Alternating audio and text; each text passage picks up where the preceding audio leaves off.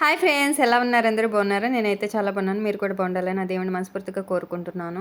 ఇంక ఈ రోజు అయితే నల్లేరు వేటకైతే వెళ్తున్నాం అన్నమాట.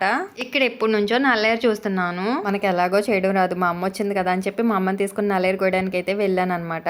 చూసారండి ఎంత లేతగా ఉందో, నల్లేరు అంతా కోసేసాము. కొంచెం ఎదరికి వచ్చాము అనమాట. ఇక్కడ ఫ్లవర్స్ చెట్టు అయితే చాలా బాగుంది, పెద్దగా చెట్టు ఉంది, దానికి ఫ్లవర్స్ చాలా బాగున్నాయి. ఇంకా బాగున్నాయి అని చెప్పి కోయకుండా నేనెందుకు ఊరుకుంటానండి, 2 పువ్వులు అయితే తుంచేసాను అనమాట. చూడండి ఎంత అందంగా ఉన్నాయో 2 ఫ్లవర్స్ కూడా. ఇంకొంచెం ఎదురుకొచ్చామన్నమాట. ఇక్కడ కృష్ణని అయితే కట్టేశారు ఆంటీ వాళ్ళ దూడ అనమాట. దాన్ని ముద్దుగా మా పిల్లలు కృష్ణ కృష్ణ అని పిలుస్తారు. ఇక్కడ పప్పి చూడు ఎంత ముద్దుగా ఉందో.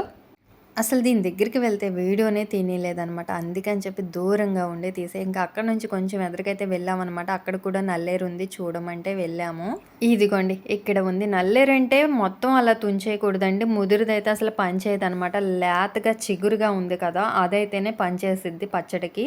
నల్లేరు ముదురుది పనిచేయదండి, లేత మొగ్గలాగా ఉంది కదా, అదైతేనే పనిచేసిద్ది. పచ్చడి చాలా టేస్టీగా ఉంటుంది. ముదురుది అన్నది పనిచేయదంట. ఒకసారి ఇలాగే తెలియక ముదురుది కోసుకెళ్తే చేతులన్నీ ఎలర్జీ వచ్చేసి అండి బాబు. ఇక్కడ కనపడుతుంది చూసారా, ఒక గిన్నెడు నల్లేరు అయితే అయింది. లేత మొగ్గ. మా అమ్మ అయితే పక్కన ఈనెలన్నీ శుభ్రంగా చేస్తుంది అనమాట కూర్చుని. కానీ ఈ నల్లేరు చేయడానికి చాలా ఓపిక కావాలి. ఈనెలు చాలా నిబ్బరంగా తీసింది మా అమ్మ అయితే. ఈనెలు తీసి శుభ్రం చేసి కడిగి పక్కన పెట్టేసుకుని ఎండుమిరగాయలు తీసి అయితే పక్కన పెట్టేసింది మా అమ్మ.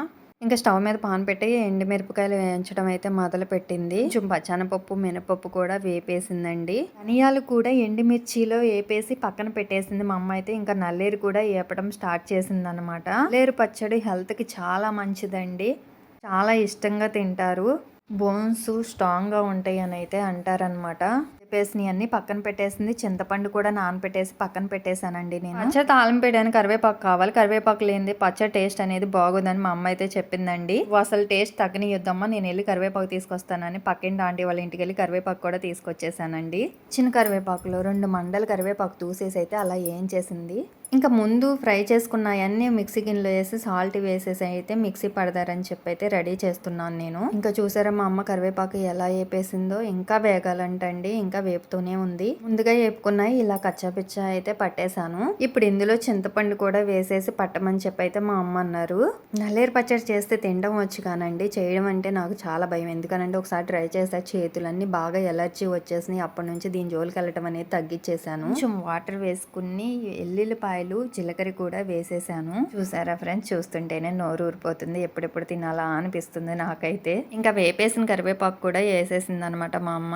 నేను ఇక్కడ మిక్సీ పడుతూనే ఉన్నాను. మా అమ్మ అయితే తాలింపుకి అన్ని రెడీ చేసి వేపేయడం కూడా అయిపోయిందండి. నేను ఇంకా అక్కడ పట్టడం కూడా అవ్వలేదు. ఇంత పోస్ట్ గా ఉన్నావేంటమ్మా అంటే, నీకు మిల్ల ఎక్కడి పని అక్కడ పెట్టుకుని కూర్చోవాలా, ఎప్పుడు పని అప్పుడు చేసుకోవాలని చెప్పి అయితే నా మీద కొన్ని అక్షంతలు అయితే వేసింది. అనవసరంగా మా అమ్మ నేనే కెలికానా అనిపించింది. నిజమే అండి, మా అమ్మ వస్తే నేను అసలు ఒక పని చేయను, మా అమ్మే చేసి పెట్టిద్ది నాకు. ఇంకెక్కడ చూసారండి, పోపు అయితే రెడీ అయిపోయింది. మిక్సీ పట్టిన పచ్చడి కూడా ఇంకా అందులో అయితే వేసేస్తుంది మా అమ్మ.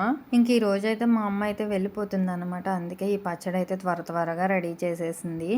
2 రోజులు ఉండమ్మా అంటే అసలు ఉండడం కుదరదు, శ్రావణ మాసం వస్తుంది, నేను ఇల్లు శుభ్రం చేసుకోవద్దా అని చెప్పైతే అన్నది. ఇంకా వేడి వేడి అన్నంలో ఆ పచ్చడి కలిపి అయితే నాకైతే తినిపించేస్తుంది మా అమ్మ. పచ్చడి అయితే సూపర్గా ఉంది, మీరు కూడా ట్రై చేయండి ఫ్రెండ్స్, చాలా బాగుంది.